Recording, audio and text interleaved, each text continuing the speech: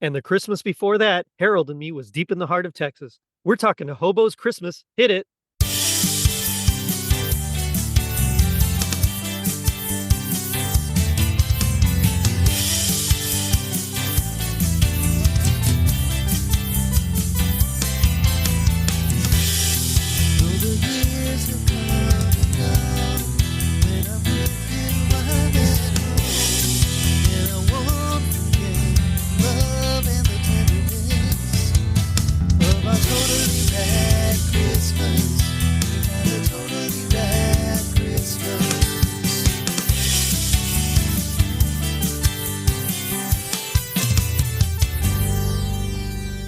It was 1987. Super Typhoon Nina struck the Philippines. The Witches of Eastwick was in theaters. Dynasty was on TV, and a hobo came home to spend Christmas with his estranged son. I'm your host, Jerry D, with another episode of Totally Rad Christmas, the podcast that talks all things Christmas in the 80s. Toys, movies, specials, music, and fads. If it was gnarly during Christmas in the 80s, we got it covered. Now, joining me is a Totally Rad Christmas All-Star and Ratty winner. You'll know him as a host of Behind the Bells. It's Robert Nicholas. Robert, how's it going? Hey, Merry Monday. I'm doing good. How are you doing today? I'm all right, man. It's good to have you back. It's been a little bit. Exactly, but I'm always happy to come back on the show because I know I can chat anything 80s related with you. Exactly. Yeah. This is the place to do it. Now, we're here to talk a Hobo's Christmas, but before we get into it, I want to do my brand new segment, Hit Me with the Toaster. So I'm going to ask you some questions, and I want you to just hit me with the first answer you can think of. So, Okay. all right. So you're traveling the country looking for work. Would you rather work building sets for Frank Cross and Scrooge or selling Christmas trees to Clark Griswold? Honestly, selling Christmas trees to Clark Griswold. Because I at just least feel you like won't get yelled at, right? that, and plus, I just feel like I could sell any kind of tree, even if That's all true. I Yeah. have is the dried up tree from like 4 Christmases ago. I still feel like there'd be some way to sell that to him. I agree. That's good. Okay. All right. So, next question. We probably know who would win in a fight, like an actual physical fight, but who do you think is the more successful cop, John McClane or Martin Riggs? Probably John McClane. That guy can pretty much survive anything. Because to be honest, I think if I were to have if I was forced to run across glass on bare feet, I think I'd already Oof. would have been out, and yet he still managed to keep going at that point. Yeah, I mean, it's crazy what he's gone through. That was a hard question for me because I was like going back and forth for a while thinking, well, Riggs has taken down like a Chinese smuggling ring. He's taken down some a drug ring with I mean, I was going through everything. But then John McClane has also taken down terrorists as well. So it's like Mhm. I don't know. It's close, but that's good. That's solid. Okay, finally here. You're spending Christmas with the Grovners. What side dish are you bringing for their feast? Whew. Hmm. The Grovners, of course, from Hobo's Christmas that we're talking about in a little bit. Honestly, I think I'd probably would bring the mashed potatoes at that point. I think that's probably safe. Mhm. Yeah, that's probably a safe one. We know Harold's pies are legendary, and we know Chance makes a pretty mean hobo stew, but I think you can't go wrong with the good mashed potatoes. Right. Yeah. All right, so that's just a way for our listeners to get to know you a little bit better. So thank you for that. But like I said, tonight we're here to talk a hobo's Christmas. 25 years ago, he left his family. My father, the hobo. Now, he's come back home. Why can't you and Daddy be friends? I don't want them hurt when you leave. A family reunion with all the trimmings. But will he stay or run away again? Barnard Hughes, Gerald McRaney, A Hobo's Christmas, Sunday. So you're the one that actually brought this to my attention. This is one that I passed by completely growing up, but I gotta say, I watched it and I really enjoyed the heck out of this movie. It's sweet and endearing, and but there's also emotion to it. It's all around well done. So tell me, what is it about this movie that brought you in? You know, like how did you first come about watching it, and why is it that it sticks with you? Well, this is kind of funny because despite the fact that this film had gotten a couple of other TV airings in the 80s and 90s, this was a movie that I'd heard about through my grandparents, but I kind of skipped over because the first thing I thought when I heard the title A Hobo's Christmas and that it was about him going back to his family, I thought, Oh no, this is going to be one of those movies where he's spending his very last Christmas with his family. I really didn't want that kind of thing. It But does then, sound like that, yeah. but around 2017 or so, I was starting to go into a lot of really deep cut Christmas movies from around the other decades and such. Mhm, And once this one popped up, I finally decided to go ahead and just pop it on. mhm. And I actually found myself really engaged with the story, which honestly took me some time to figure out. Yeah, And I think the reason that A Hobo's Christmas really struck with me very quickly is the fact that, unlike a lot of other, TV based Christmas movies, which can usually go down the sentimental, like very sweet aspect yeah, it's saccharine, yeah. in Mhm. that sort of way, just a little too fast. A Hobo's Christmas has a little more of a laid back kind of feeling to it I where agree. sentimental stuff is there, but yeah, it feels like it's going at it in a much more gentle kind of light, just so that we can actually get more character development out of our guy here, Chance, and his relationship with his son and his two grandkids. Yeah, and I totally see where you're coming from. Now, for me, when I heard the name of Hobo's Christmas, the first thing I thought of was Rugger Hauer in Hobo with the Shotgun. And it's not that at all. So, if that's what you're expecting, don't. Wouldn't that be a different movie? Oh, that would be a totally different movie, but I think I'd pretty much enjoy that one too. Well, because I was also thinking too that that for a lot of modern audiences, especially ones that were born like maybe after the 2000s, Yeah, when they hear the term hobo, they tend to think of the homeless person in this case. right. To be fair, we should point out that there is a big difference between someone who's homeless and someone who's a hobo. Yes, With so, a someone who's a hobo homeless, go yeah, ahead, so go a ahead, homeless I'll let you person is usually there by circumstance, while the hobo roughs it by choice. They really want to ride those whales. They just want to do all that traveling across America. Yes, so there is actually a definition for hobo, so please don't think we're just using this term loosely, but it is technically speaking a migrant worker. So it's just someone that literally goes from town to town looking for work. And so a Hmm. hobo is actually willing to work, whereas a tramp, well, you might hear that word, they travel, but they don't work, at least in, Hmm. the old-timey definition here. And then you'll have a bum, which neither travels nor works. Is Hmm. those are like the typical definitions. So we're going to stick with hobo because all of these people travel and want to work, even if hobo is not really a term that nowadays is so PC. So Right, because usually these days, anybody that usually lives the hobo lifestyle, they're typically called nomads. yes, yeah, that's a good word as well. Mhm. Sometimes you'll hear a vagrant, but it's usually again, it all has to do with their willingness to work or seek out employment of some type. And we're just gonna stick with hobo because all these people go to different towns across the US and work. They do odd jobs. They'll sell Christmas trees, for example. Mhm. And then they'll move on to the next town when that seasonal work is done. And so yeah, so that's a good point to make. I'm glad you brought it up. I was going to do it a little bit later, but I'm glad you brought it up now because I probably have said hobo a few times already and not even realized it. So, oh man, but no, I'm there with you though. This movie, it actually is kind of deep. There is some character development, much more than you find in like a typical Hallmark movie, even. Mhm. But it also has some of the Hallmark movie tropes about reuniting family at Christmas time. Just it's the girlfriend boyfriend, kind of coming together, that relationship, and it. I don't know.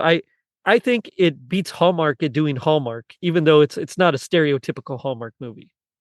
Absolutely, because most of my listeners know that I'm not really into the whole Hallmark movie the atmosphere of sorts, just because I find those the same thing over and over. Oh yeah, yeah. That's totally Control X, control. Yeah, and to the credit of A Hobo's Christmas, that story I think under the wrong hands could have been taken in that direction and had gone on it the absolute wrong way. Yeah. And Again, completely agree. Yeah. and again, like another good example, even though I mean, I'm not skipping ahead or anything like that, Oh, but that's okay. It's fine. Yeah. yeah, it's just that with these kinds of stories, within the third act, you usually expect a like argument to break out Mhm. or like heroes to separate only for one of them to realize that they were wrong or so. Right.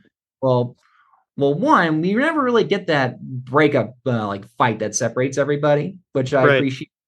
And two, when they actually do get into more of a argument kind of thing, that actually happens more at the midway point instead, getting that over with pretty fast. Which, Yeah, yeah, and it is an argument, but also like it's kind of resolved. You know, mhm, it's like it's not one of those I'm leaving, like how dare you say this? I mean, they both acknowledge we have feelings that we haven't dealt with in a long time, and I resent you for this and you resent me for this, but also we can overcome them. You know, there were reasons mhm. for it. Maybe you just didn't understand. And so it's actually in a way, it feels a little more realistic than a lot of those, just because of how open and honest and how nothing really happens in the argument. That's true, and I think that's how the writing for the whole thing just felt like. It really felt like that somebody had taken dialogue on how they think their own family would have reacted to that sort of thing and applied it to this sort of story.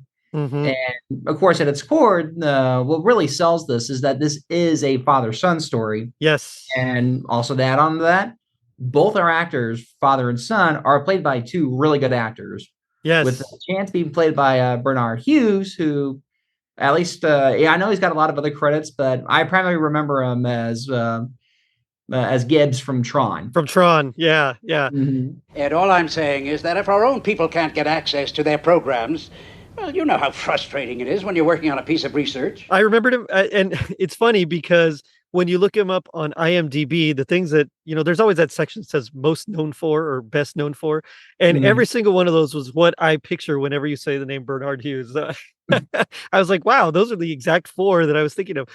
Yeah, so Tron, he was the priest in Sister Act 2. I Mhm. remember him as the old doctor in Doc Hollywood, and also most importantly as the grandfather in The Lost Boys, who Right, just yeah. can't stomach all the vampires. Yeah, because even though we clearly remember him playing a lot of older figures, he's still a Hmm. versatile enough guy that we can certainly classify him as a really good character actor that could fulfill each of those parts. I agree, and you might not recognize the name Bernard Hughes, but if you see him, you're like, oh, it's that guy. I know exactly who you're talking about. That's how I used to refer to Jim Broadbent until I finally memorized his name. Exactly. I still do that to a lot of guys, and then it is what it is.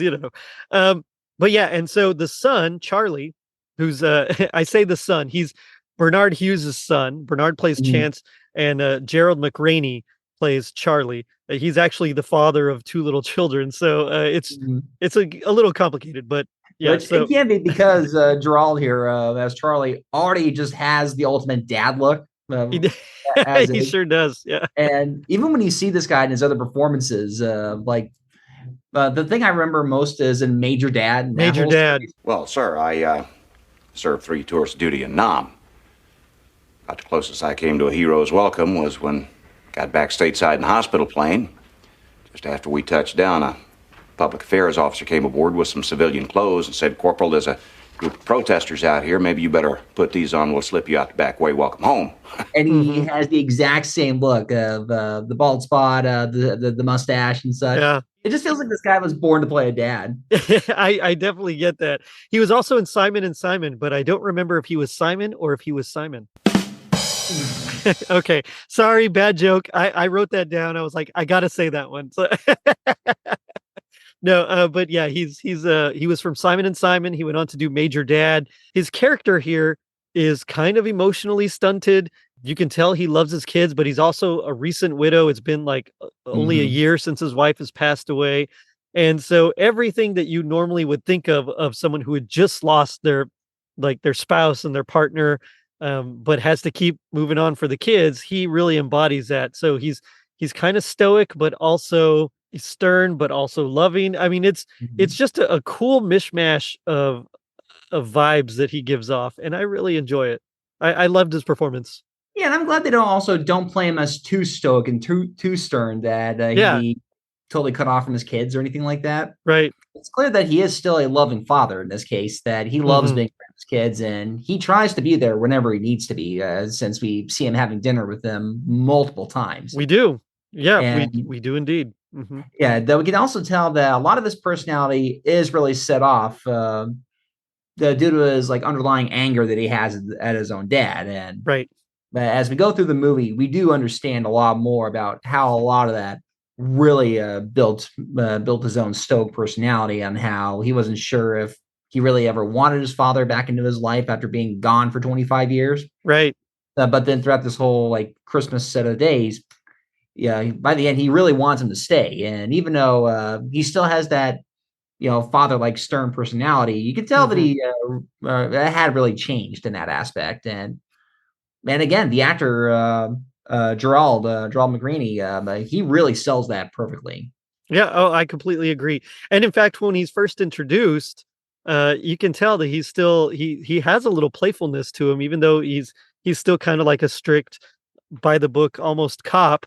But you can tell there's a little bit of playfulness in the way he's introduced, and then it's not until he gets the phone call that his dad has shown up after 25 years, that some guy at the station just showed up saying that he's his dad. Hello.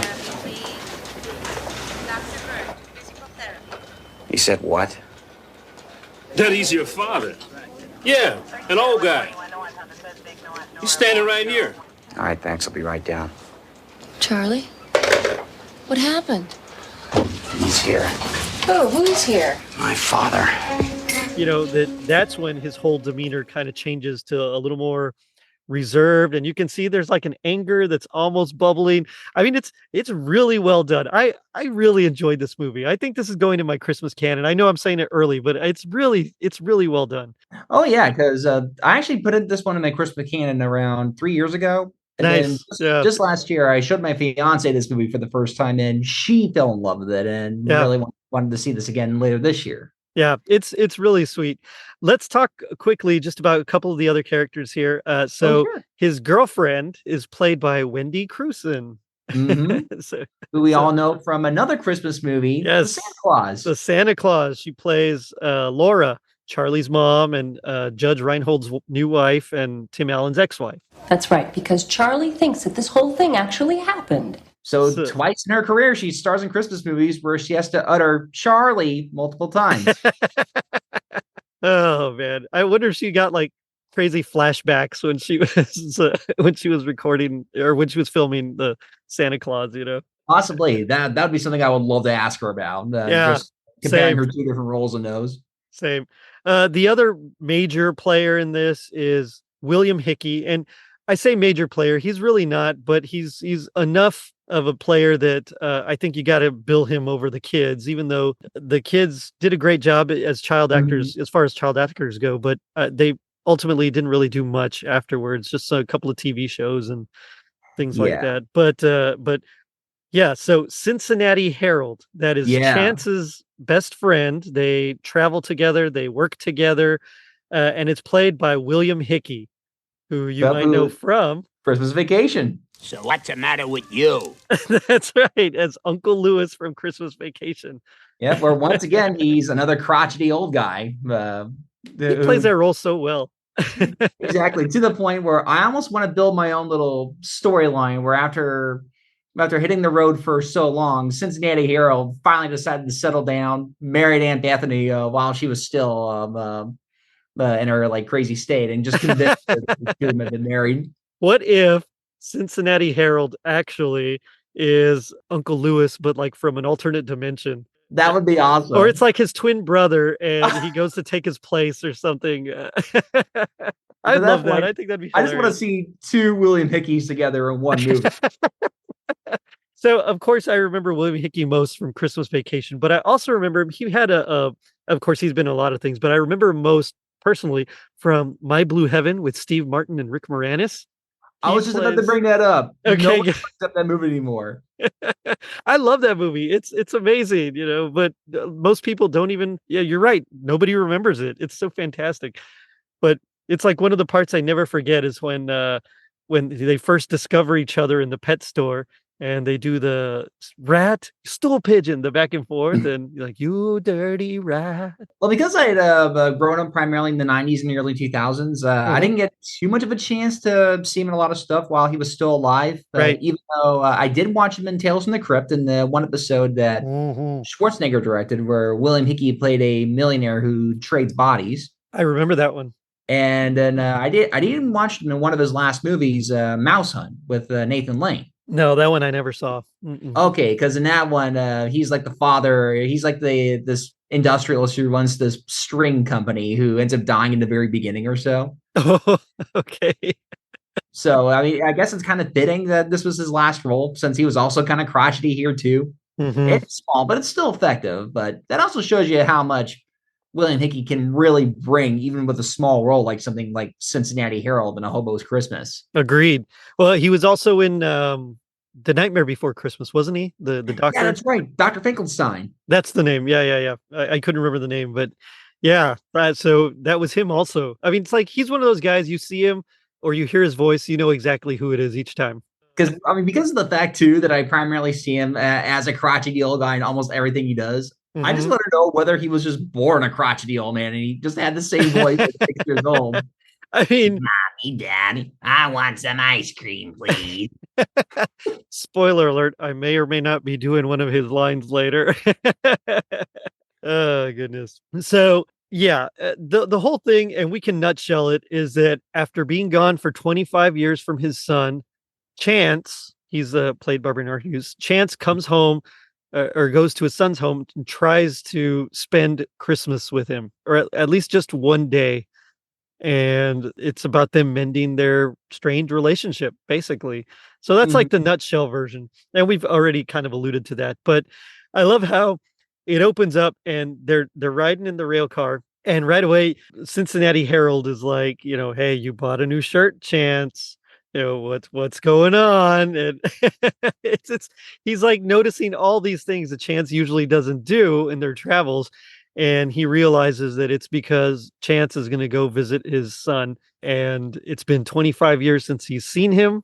And Harold says, you can't go back. Like that's just something that doesn't happen. You can't go back to your family. Christmas and that boy are a memory. Leave it be. Which that's pretty bleak. I mean, and I get it. It's probably because of all their time on the road, but like that's just a bleak outlook on life, I think. It is, considering that guy probably, William Hickey as the Cincinnati Kid or Cincinnati Herald. Yeah, I like that. Let's just call him Cincinnati Kid from now on. But yeah, it's clear that while that guy probably has no family at all to go back to, which is why he has such a distraught and just a look on life and such. Now, Chance, on the other hand, we do find out later on that despite being on the road this whole time, he's never stopped thinking about his son, since we do see later that he had sent postcards every year just to update him on everything.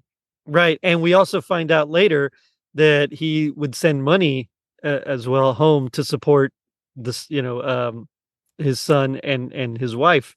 So it's not like he just left and that's it, that's it, donezo. I mean, he literally was trying his best to just help them live and survive.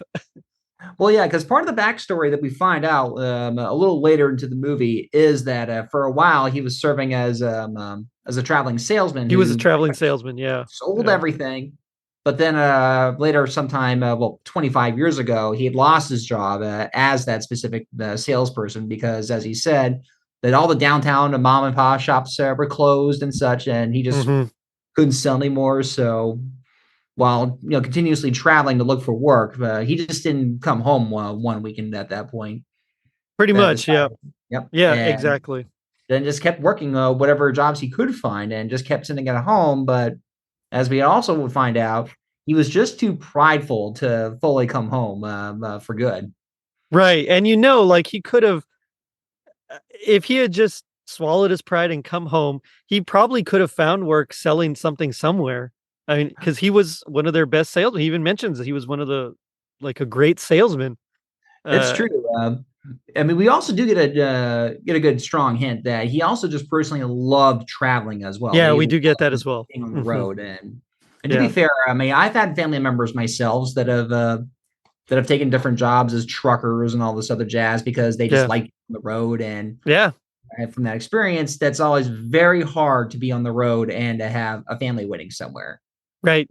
And even Chance clearly knew that, knowing that something like that, he was never going to be able to get his old life back, but he never quite knew how to move on from that. So this was this weird way of both running away and just staying put at the same time. Yeah, and I like that dichotomy. It's that juxtaposition of just being constantly in motion, but also just being sedentary. It's great, and I just wish that a lot of more movies had this kind of delicacy or handle it more delicately, because this movie I think does it really well. So. Yeah, and I even love too how we get a hint too that the father, Charles Jr. Charlie, Charlie. He had that tendency where he could have done the same thing, as we hear too that he was a steel worker, lost his job. They were planning on moving west, and then of course his wife died with while he still had his kids. And he mentions this whole story about going to this bar with his friends, and then looking at himself in the mirror, seeing his father with himself, and that feeling that he just wanted to run away like his dad did. Right. But this time, rather than running off and becoming another hobo, he took his kids out west and just went forward just to see what he could do to move on from that death. Right. And so he became a cop. And but because he was still kind of new, he was the low man on the totem pole. So he's the one that on Christmas has to play Santa Claus for the local kids. Why can't I think of the word? Hospital. That's such a common word. I couldn't think of it. When you take these gifts to the hospital, take this with you. Tell Laura I'm sorry, but I'm turning in my Santa suit. Lieutenant, you become a Christmas tradition for those kids. Well, this Christmas, the tradition is going to be sitting in the sand and sun in Hawaii. 2 weeks. Sounds great. That's the first year without our kids at home. My wife wants a change. Lori found me. She'll find another Santa. Maybe she'll get you to do it. And, Grovner, next year you will have seniority. And maybe the day off. And so he's not very happy about that, but he's low man on the totem pole, so what can he do? So Chance comes home, he goes to the local Y, gets cleaned up, but we also see how he still kind of has a little bit of pride because the guy at the desk looking at him is immediately very dismissive of him. He just he's almost repulsed by Chance's demeanor. Well, it's clear that he's probably dealt with various other hobos like himself that would come in just to use showers. Right, because he even says, "Oh, well, it's this much for the towel, this much for the shower, if you need a locker." I mean, but it's very much every single word is said with just a little bit of disgust, I think is kind of the vibe. And Chance immediately reprimands him saying, "Hey, courtesy can take you a long way and it's free. So what's your deal? I know I don't look great, but come on. You can't judge a book by its cover," which we find out later on you can't. Yeah. So he gets all cleaned up and then he goes to the police station, and this is where he tells them, is Officer Charlie Grovner here. I'm his dad. He gets, they call Charlie and he's not too happy, and he kind of leaves Chance waiting there for a long time. Yeah, which I will admit the first time I saw that, I wasn't sure if I really liked that he kept his dad waiting until I really thought about it. The second time I saw the movie and realized that, well, you're seeing your father again for the first time in 25 years. 25 years, yeah. The guy who ran. I'm sure he was probably just contemplating, what am I supposed to say to this man that I've always wanted to come back, and not even sure if I want back. Right. Well, and you also have to think, what is he feeling? Just everything, he wants to see him. He doesn't want to see him. Why are you coming back now? Who are you to come back after all this time? It's just so much turmoil that he's got to be going through. Yeah. And of course, Chance does tell his son that he's simply come back to celebrate Christmas, but to meet his grandkids for the first time. Right. And of course, the big reluctance from Charlie was that he just doesn't want his grandkids to get the same pain of seeing the grandpa leave again. Right. Right. And so he and at first he just doesn't want anything to do with him. He shows up and he's like, "All right, I'll drive you to where you're staying," and that's it. And so he picks him up and takes him to, the local shelter. Yeah, the And like mission. the mission. And that was it. Like he was just going to let him go. He's like, no, you can't meet my kids. You ran out on me. And they have a little tete-a-tete essentially. And it's not until he tells his girlfriend, Lori, Mhm. Laura. No, Yeah, Laura's it's Lori. Lori. Yeah, Laura's from the other one, the Santa Claus. But he tells his girlfriend Lori, it's so crazy, right? Lori and Laura, Mhm. that Chance showed up, and she's pretty adamant that look, even if you don't like him, even if it's not for a long time, like your kids need to know their grandpa. Like he's still alive. They're lucky that he's still alive at least. Like let Mhm. them experience it for their sake, not for yours. You don't have to like it, whatever. Just do it. Because I think it's trying to imply there too that Charlie already probably doesn't have that much family, and that Right. his father here just could be the last like relative that he has to make any kind of connection with. Well, especially them moving out west. I mean, there's Yeah. nobody there. They moved to Salt Lake City. They didn't know anybody. They were just going to try and start fresh and have their own little furniture shop until his wife passed away and he just needed some way to pay bills and became a cop. So, you're in a new town, you don't know anybody, and then finally a relative, even if it's a relative you don't see all the time, shows up. I mean, I think, yeah, family should matter, and so does Lori, and she kind of admonishes him a little bit as Mhm. well. And thankfully that's when Chance manages to find his dad just before he tries to get on another train to leave, and tells him that he has at least one day. One day. I give you one day. Right. Well, he kind of like dismisses Lori.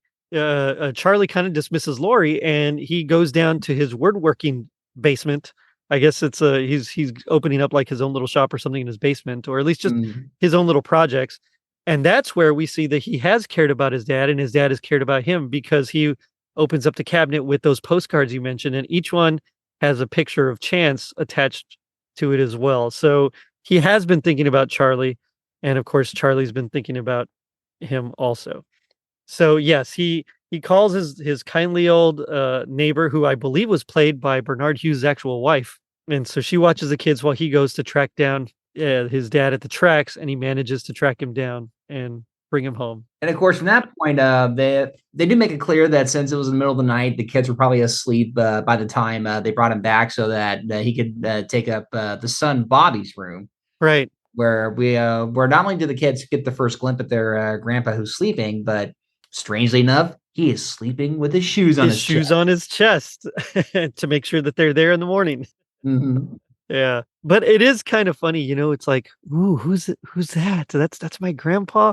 I mean, they just have, like, a curiosity and, like, an innocence that I loved. I again, child actors, you can't really be too harsh on them because they're still learning. They haven't experienced a lot most of the time, but I thought these particular ones played it really well.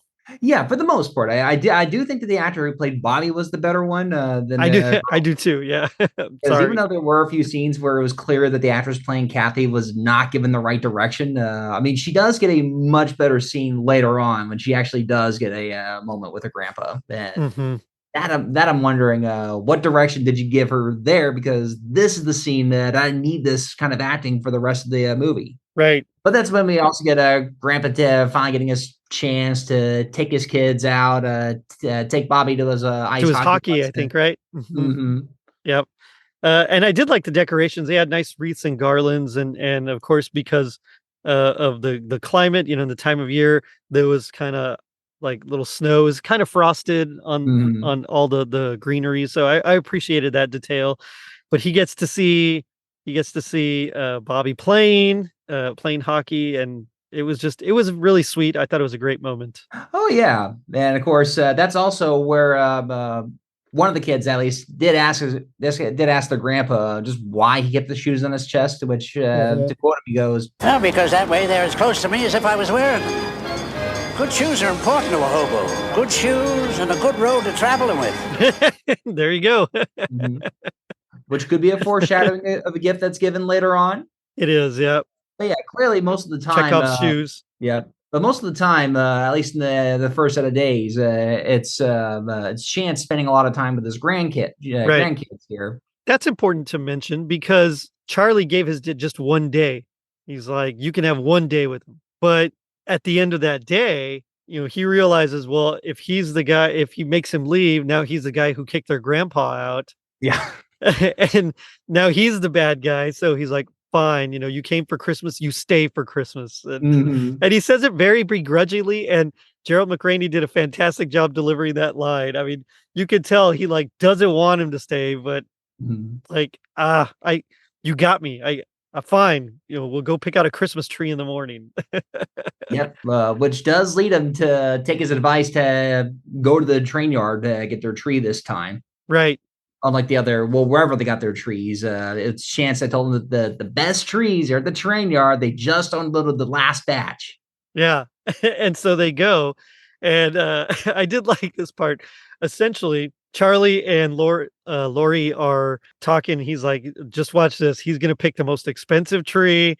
I just know it, of course. And sure enough, he picks the best tree. And as they're like going back and forth on why, we should pick this one or we should pick this one, Chance has like an answer for every single one, like too much sap, or those ones don't last long, they dry out, or whatever it is. I didn't write them all down, but they're going back and forth, and it's almost like they're going head to head, like it's a showdown of some sort, like who's gonna cave first. And so finally, Chance convinces him to get what was it, the spruce? It was a Douglas fir. Oh, that's right. Okay, the Douglas fir. And so he convinces him to do it, and Chance was going to pay for it. He actually had money from his jobs that he had done, but Charlie wouldn't let him pay for it. He paid for it. Which again was under the assumption that he was just riding the rails and not working, even though again we know he sent money and he clearly has enough to get this expensive tree. So. But it was also kind of like pardon my diction, but like an FU to the dad, a little bit like no, I'm gonna do this. You're not gonna. So it's just like, okay, this relationship is still contentious. What's gonna happen? Well, it's a good thing that the relationship with the grandkids still goes on pretty well, without any kind of hitches. It does, yeah. Because we get more of Grandpa teaching his grandkids the hobo way of life, whether it's showing Bobby his hobo knife, which is really just a Swiss Army knife, with a fork and knife. Yeah, it's a Swiss Army knife, but it's like a weird Swiss Army knife. It doesn't have like everything. It's just like a fork on one side, a knife on one side. Is there a spoon? There might be a spoon in there somewhere. I mean, there was. Yeah. And I can tell you why too, because watching that movie, I am always reminded that my grandpa had that exact same Swiss Army knife too. Really? That was an old World War II souvenir that he had, and of course I got lucky enough to get it when he unfortunately passed on. So. That's cool, I would have loved man. to have brought it on. It's in storage somewhere. Yeah. No, that's awesome. Like that's crazy cool. Yeah, so that's at least a good fact for the listeners in case they wonder whether that kind of Swiss Army knife didn't exist. And I can say, oh yeah, it did. Real. Yeah, it really did. It's not what you normally think of when you think of a Swiss Army knife, but it was effective.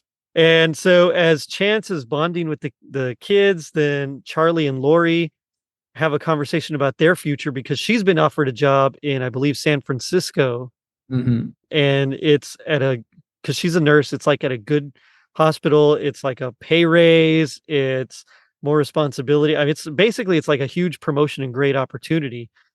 And it's still only been a year since his wife's passed. Even though he clearly is in love with this girl, he hasn't quite. It almost feels like he hasn't quite said it yet, or something. And I think they do, but that's like the vibe you get, that it just they haven't gotten to that point. So he doesn't want to tell her stay. So he's like, just whatever you're gonna do, I'll support you either way. I mean, it's probably because you can kind of tell that the couple, even they barely even know where they're at. Well, exactly. Yeah, they're still trying to figure it out. And then, of course, along with that, we do also get the other pivotal hobo moment with Grandpa and the kids, and that's the making of the stick to your ribs hobo stew. Yes, sir. Vitamin packed stick to your ribs hobo stew. Cooks for 3 hours, keeps a man going for 3 days. Which it's got to be made in a trash can, or it just doesn't taste right. I have questions. You gotta get the authentic flavor. That's right. I think that's just mold and mildew, or maybe a little rust. I don't know. That's why it sticks to your ribs. No, but I mean, they throw in there's like cabbage and onions and carrots, and it's like slow roasted in a trash can over flame. There's And you forgot one sausage. more important thing: the beer. Oh, the beer. That's right. and you got to Mhm. and you got to pour in the beer. And so they make the stew together, and it's like a good bonding moment. And the grandpa hasn't come up to eat with them, and so Charlie's like, "Well, here, I brought you some of this." And again, we get more back and forth between the dad and his son. Mhm. But we also this is our first glimpse of we find out that Chance is actually working on something, and he throws a cloth over it and kind of hides it away. Mhm. Yeah, and that's when we also see too that it was clear that Charlie got his wood carving skills from Mhm. his own father, since they're both clearly really skilled at what they're doing. Yeah, not to mention, at around this, I'm not sure if it's at the same time or a little further in or so, but we do find out that the one of the other goals of Charlie here moving out west was to potentially maybe open up a furniture building Right, store. his own woodworking or furniture kind of store. And that was it sounded like that was a plan that he and his wife put together when he lost his job. And then Mhm. she passed, and And that just threw a wrench into everything. in the middle of all this, and so he just kind of stuck with it, on the side, even though he needed to find something just to support the family. So I kind of like that through line as well, that it was something that he wasn't quite finished with. Mhm. That was like his creative outlet. And so every time he needed to think, or every time he was just having such a bubbling up of emotions, he would go down and work on his wood furniture or whatever it was. Woodworking. Woodwork, I guess, yeah. Work on his woodwork? No, that's terrible. I don't know, whatever it is, he would work on that. But, we also get Chance and Charlie talking, so they go have breakfast together at the diner, and that's where they really start to Open delve up. into the circumstances of the 25 years and what happened. And Chance, this is where we really see, like you mentioned earlier, Chance's his life was the road, and then his life was kind of taken from him. He really didn't know what to do. All he knew was the road. Yep, that's when we also get one of my other favorite quotes from Chance here, when he tells his son that I was a hotel man in a motel world. That again, that's a great line. yeah. That's when we also get more of the like dialogue between the two of them and how they're at least Charlie here is finally like letting his guard down a little bit A little more. bit, yeah. Yeah. Even though a lot of this breakfast did have another purpose though, and it was also to goad his dad into playing Santa at the children's hospital. He totally conned him into it too. You could tell where he got his salesmanship from. If he got it from his dad, and he learned it well because he did it. And you got to think that this had to be well, Charlie getting back at his dad for Oh conning him yeah. to find that big tree. So I'm gonna make you do something that you don't want to do. Doesn't Chance even say something like he's two up on me now? Like he's got me twice, or something like that, because he paid for the tree, and then now he conned him into that. But the whole thing is that I was gonna say Wendy for some because that's her real name. Lori works at this hospital, and it's for the children, and so she's the one that's dressed up as the elf, and so Mhm. she's the one putting the beard on Chance, and the suit, and putting his boots on. And I got to tell you though, he played a really good reluctant Santa. Like Right, he's yeah. a he's like sitting there, and he's like, what do I say to these kids? And you can tell when he meets the kids, he doesn't know what to say. They just hand him a list. He doesn't even like, well, what would you like for Christmas? I mean, he's just like, he takes the list and he puts it in a bucket or something. I Well, mean, it doesn't help that when you're a bad Santa here, then they're just gonna start throwing things at you. exactly. Exactly. And Charlie the whole time is just enjoying every minute of it. Probably at least thinking that if this was like my one chance to, well, physically do something with my dad, then this is that one moment. And Yep. and he just has that look where he's like, huh, I actually feel better now all this has happened. That's right. He does. And even as badly behaved a lot of these hospital kids were, yeah, they can still carry a good tune as they bringing them to Santa Claus is coming into town. Here comes Santa Claus, here comes Santa Claus.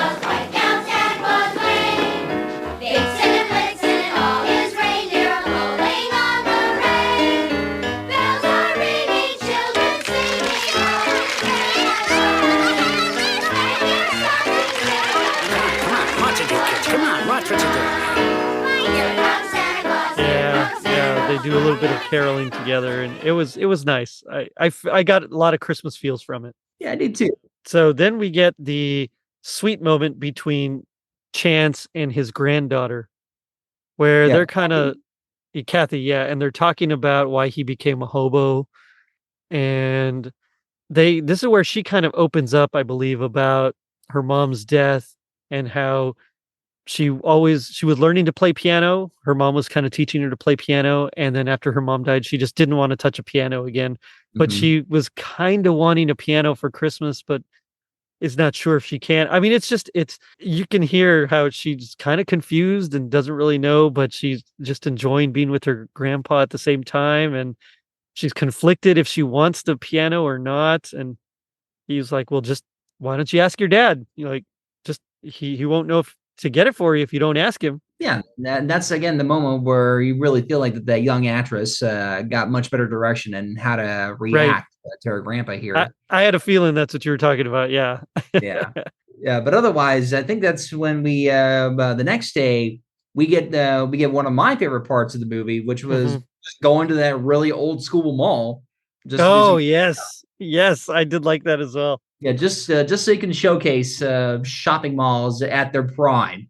Mhm. Oh, man. Anytime I can see a mall, I love it. I still love malls, and I know they're, like, dying, and, like, finding a good mall is still very hard, nowadays, but you know what? I still love a good mall. I every time, it's like, "What do you wanna do? Let's go to the mall." I mean, it's just it's amazing, but, like, the poles are wrapped like candy canes are wrapped in red ribbon, there's poinsettias, there's just all sorts of decorations, and it reminds me of malls growing up so much, I remember our local mall looked like that. That's where we would go to take pictures with Santa. I mean, just everything was super cool and nostalgic, and I loved it. It was just funny too because the shopping mall in my town in Temecula that didn't come into our area until 1999, which is Wow, pretty that's late pretty for a late. big mall.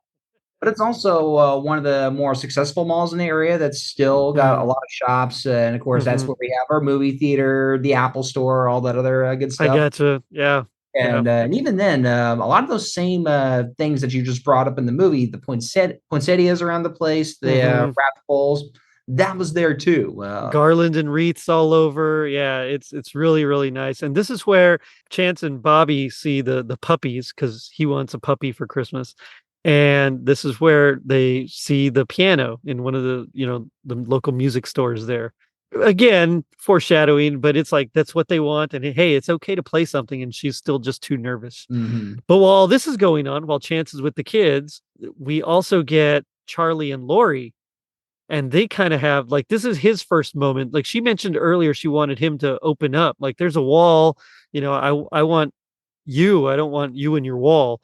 And he starts opening up about his ex-wife and their dreams and just everything. And now his relationship with his dad, and she's finally starting to feel like she's being let in more, which Mhm. I thought really was again good character development for Charlie and their relationship. It just I've said it a lot, but I can't stop it. I love this movie. It's so good. It Well, yeah, because it's was such a pleasant surprise. yeah, and again, I think that's also the moment where because he was finally allowed himself to open up more. That probably that moment made him much more attractive to her than Mhm. before. Finally seeing him, much more than a slightly stuffy guy. Mhm. Yeah, I completely agree. I think you can tell this is probably the point where she's thinking maybe I shouldn't go. Because I don't think Mhm. it's till later that he actually asks her, "Don't go, I want you to stay," right? That's like on Christmas. Right, yeah, but this Yeah, is really the indication that you really get this feeling that she really wants to be a part of this family. yeah, and that he also kinda wants her to be part of the family. Yeah. Yeah. And then I think that right after that, that's when that's when the kids start asking their grandpa, well, what are we going to get for our What dad? do we get dad for Christmas? Yeah, And that's when they head over to the nearby mission mhm. to finally meet up with some of the other hobo friends of his, including the return of Cincinnati Harold. Cincinnati Herald. And his whole thing is that I don't know what happened, they don't ever explain it, but he does not like Christmas. I say bah, humbug. He usually, Mhm. like they say, just sleeps through Christmas. That's why I suspect that this guy probably has nothing to go Probably has back, no family. Yeah. which would easily explain why he finds that really hard. Hmm. But it's well, along with getting the other hobos to help out with this big meal for Christmas Day, since Yeah. they still say that the dad was gonna go on duty that for Christmas Day up until the afternoon or so. Yes. Hmm. So that's when Chance decides to surprise his son with a full-fledged Christmas meal by Yeah. bringing in other hobos in to help. Like, you make the biscuits, you do the Caesar salad, and of course, with the Cincinnati Herald, they get him in by letting him be the one to cook the pies. His legendary pies. Yep. Oh, and I should rephrase that to quote him. You don't cook pies. You bake them. He had a lot of great lines. Mhm. Because I never knew that I needed him to say those lines. I know, But I know, right? I kind of want to get a T-shirt of just William Hickey now, just saying, "Don't You cook don't, pies. you don't You cook fat. That's a bake 'em." T-shirt. Yeah. You bake. I mean, if anything, that's my dad's shirt because he's the guy in our family who loves making pies at Oh, nice. time. But yeah, so essentially what Chance wants to do for his son is let him have a big family Christmas meal, like a Christmas dinner, something traditional that he just didn't really have growing up because Chance was usually on the road or, Mhm. then he left him and it was just him and his mom. So this was like, this was it. He wanted him to experience just a nice Christmas with a big, large family. Yeah.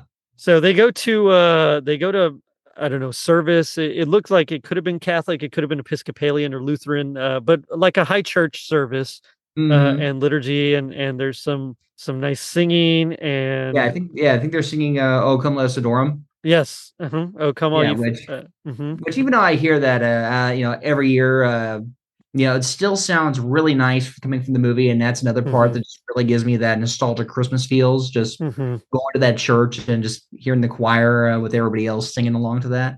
And what does the presider say in his homily?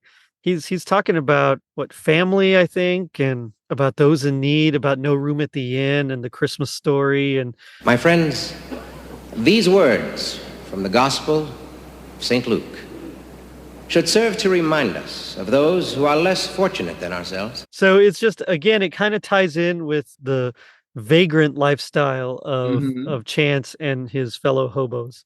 So then we cut to them getting all cleaned up because he put Harold in charge of them. Harold, you Yeah. make sure they're all ready to go and cleaned up. Yep. So I mean, they're at the YMCA. They're all getting showered up, and that's when we also get that other great gag where Harold has to ask them for their bus fare, and yeah, they all just bend over to get their coins right out of their shoes. Out of their shoes, yeah, yeah. Since Chance brings up earlier that most hobos keep their coins in their socks. That's right. And so this is where they give him his presents on Christmas. And so he's got shoes. They give him shoes. They give him a new pair of gloves and a Yep. new scarf, I believe, as Oh, well. and they also give him a brand new fedora hat, Oh, and the hat. I forgot about the hat. Yeah.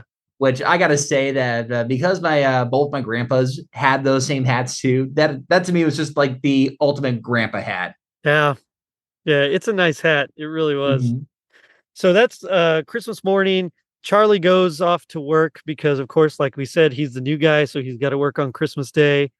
And so he goes to do that. While he's away, all the other hobos come in and they start fixing everything up. They start cooking, they bring things in, they're moving tables and getting all prepared. And this is where Chance and Lori have a little short encounter. And I like Mhm. this because, Chance is like, well, I know it's none of my business, but, maybe you and Charlie should get married. And she's like, yeah, it's none of your business. And it's like, oh, snap. Well, that was this one moment where he realized he stepped in a little too close here. Yeah, exactly. Yeah. It's like, hey, we're letting you in. We're not there yet, pal. So Charlie comes home and he has like one of those big Paddy wagons. paddy wagon, essentially. Yeah. But it's loaded with the kids' Christmas presents, which Mhm. was Which the was a brand new piano puppy. and the baby puppy. Yep. Just what Yep. they wanted.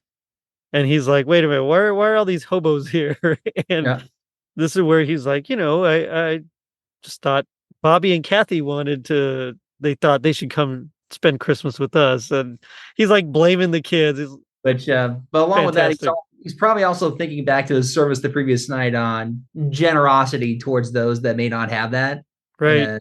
And even though it seems kind of reluctant at first, I mean, he does let them stay, and especially just so that they can help get the piano out. Which one of the few errors that I do notice was that as they're like getting the piano out, that's when I noticed that the way they're lifting it, it's like, wow, that just looks like a really light piano. Yeah, it doesn't look heavy at all. Yeah, because it probably would have helped if they just added a few weights on the inside just so that they could let them struggle a little bit more. Because let's face it, I don't know if you've moved the piano before, but they're heavy. Yes. Yes. I hate moving those things. They're heavy. Yes. So Chance gets up. They're having dinner. He gives a little speech and he presents one last gift to Charlie, which was a wood cutout of the U.S. with various models, like topography, I guess you'd say, various topographical landmarks, and it's a train set. And I thought that was super cool. And Charlie gets really emotional because while other kids' dads, back when he was little, would go take them to watch airplanes take off and land at the airport, they would go to the train station. And it's something that they haven't talked about since they've been back. It's just something that his dad remembered and thought it was special. And apparently Charlie thought it was special too. He finally is like, Dad, I love you. This is like the moment where he's finally accepting that he doesn't want his dad to leave. He knows his dad is leaving in the morning and he doesn't want his dad to leave. And it's right. And they just really get that feel, that just a genuine sweetness from that moment. And well, because of just how good this movie is, it just feels so well earned that you're just as sweet and you really want this guy to stay. Exactly. Yeah. But then to really pile it on, this is when, they have the new piano and Chance convinces Kathy to actually play piano. I'm ready if you are.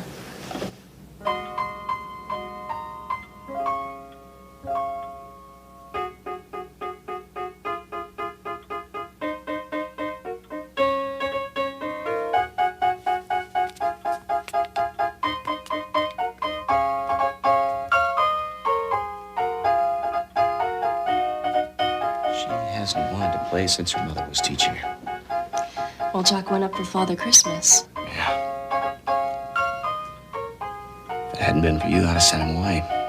But the father I'm seeing tonight's the one I always wanted to remember. I'm glad. And so together they play chopsticks, because that's what her mom was teaching her. And it's the first time she's played piano or even mentioned anything like that to her dad in a long time. And just moved by the whole experience, this is where Charlie basically tells Laurie that he wants her to stay. He doesn't want her to take the job, and he wants her to be a part of the family. Yeah. So, and then of course we do get that other moment where the kids and the other hobos pile around the piano as they sing Silent Night. As they sing, yeah. Oh, again. And just so to add good. that little extra emphasis on the whole hobo aspect, one breaks out the harmonica to do so. And it's the end of the day, and Charlie and his dad are talking, and he tells him he doesn't want him to leave. He's like, you're going to leave in the morning, and you're like, they're going to wake up. You're just going to be gone, just like all those times you're running away.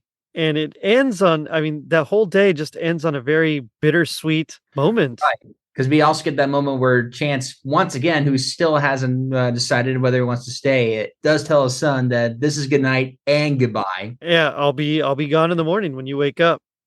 And sure enough, he's gone in the morning. Yep. And then, of course, the next morning, that's when we will get the one part that I still feel like was probably my least favorite aspect of the movie, where they still go to the train station and, stop their dad from getting on the train, which, even though I understand why they needed that moment, and I'm glad that there wasn't like a last minute breakup that would have forced a really forceful, I'm sorry. Right. I mean, at this point, you kind of get the notion that he isn't going to leave, but they still had to do that little back and forth to get him to stay. Even under their credit, it doesn't last that long. No, it really doesn't. Yeah. Yeah, because what happens is that he's about to get on the train with Cincinnati Herald to go off to California, but then Charlie and his kids show up just to tell the grandpa. I want you to stay. Right. I want you to stay. I want you to stay, which a lot through this whole movie, a lot of it was stay for the kids. The kids want you. And this is finally him saying, like, Dad, I want you to spend time with me. And Harold, he just goes back and forth. He's like, he goes to Harold. They turn to leave. He's gonna leave again. And finally, Charlie gets through to him, and they decide they're gonna open up their little, woodworking shop together. It's gonna be like the Grovner and Sons, or I forgot what he says, but that kind of essentially like knowing that his son, after all these years, forgives him and wants to be with him, it is enough to finally make him leave his hobo lifestyle, because he was called a coward and like you're running away. And finally he decides to be brave and to stay, even if it's tough, and to make it work, which is what we have to do with family. Yeah. Yeah.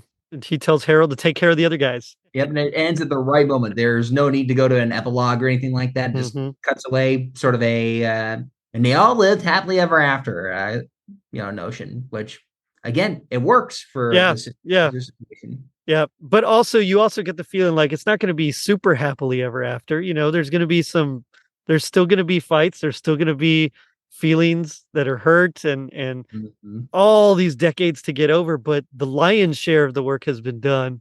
And so now it will eventually all be happily ever after. And so I think that's why it plays better. It's not just like, I'm in love with you, like in Hallmark movies, and I've known you for like a day and now we're in love. And I mean, it's literally like, yeah, it's going to be tough, but we're going to get through it because we're family, and we're going to do our best to be there for each other. There's always room for family. And Harold even says, look, I'm going to give it a try. Harold, I'm going to give it a try, Harold. Yeah, but I do like that he puts Harold in charge of the other hobos, like take care of the guys, and he gives him the new scarf that they just gave him. It's at least kind of a sweet moment too, to see Chance just give at least one gift to Harold right there. On the Feast of St. Stephen, on Boxing Day, he got his. And then it just kind of fades into like those ink drawings and watercolors as well. So I really enjoyed this. I thought it was great. I thought it was well done, and I'd watch it again, and I'm gonna watch it again. Yeah, absolutely. Because I think I've seen the movie at least 4 different occasions since I first saw it, and I intend on watching it again this year. Yeah, same. Hard same. Yeah, but it does make me wonder. What would you say would be your happiest memory or moment with a Hobo's Christmas? Honestly, maybe the part where he was teaching his grandkids how to make hobo stew. Just something that's just so out there for a grandpa to teach his kids, but it still comes off as very funny, but very sweet at the same time. But also sounds like something completely made up, right? Like he's playing a joke on him, but no, he was very earnest. Yeah, I make this and it's delicious and you're going to like it. And they end up liking it. That's good. This was hard for me. I think the most touching part, because again, I have no history with this. This is the first time I've seen it. But the part that I really enjoyed the most was when he gives him the gift of the America with the Train set. That got me. I mean, that got me in the dad feels. So. Yeah, which I almost forgot. That moment also had a great quote from Charlie, which was, "The father I'm seeing tonight is the one I wanted to remember," which is heartbreaking in a way, but also just very uplifting, because that's going to happen in the future. That's the one he's going to be with. So yeah, and maybe that's another reason why I really love this movie, because you walk away really feeling good after this. Yeah, it's really it ends on a hopeful note. It's not like just a insta love. It's there's going to be work put in, but at the same time, there's a lot of hope, and so it's really good. But now we come to my favorite part of the show, which is a little segment I like to call "Gag Me with the Spoon." So this is where we do our best impression of our least favorite part of the movie. And so as a guest, I'll let you go first. Just kind of set up the scene for us. All right. Well, this is going to be a hard moment because the line is still delivered well, but it just comes from my least favorite moment. We're at the train station.